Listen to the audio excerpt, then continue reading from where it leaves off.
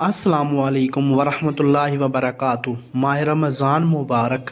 پیارے بچوں، ماہ رمضان ہزاروں رحمتوں اور برکتوں کو اپنے دامن میں لیے ہم پر سایہ فگن ہو چکا ہے۔ یہ بابرکت مہینہ ایمان و تقوی کا آئینہ دار ہے، جس میں اللہ تعالیٰ اپنے بندوں پر خاص رحمت و بخشش نازل فرماتا ہے۔ حدیث شریف میں آتا ہے کہ اس کا پہلا عشرہ رحمت، دوسرا عشرہ بخشش اور تیسرا عشرہ دوزخ سے آزادی کا ہے۔ اس ماہ مبارک میں نورانیت میں اضافہ، روحانیت میں ترقی، اجر و ثواب میں اضافہ اور دعائیں قبول کی جاتی ہیں۔ اس مبارک مہینے کو اللہ تعالیٰ نے اپنا مہینہ قرار دیا ہے۔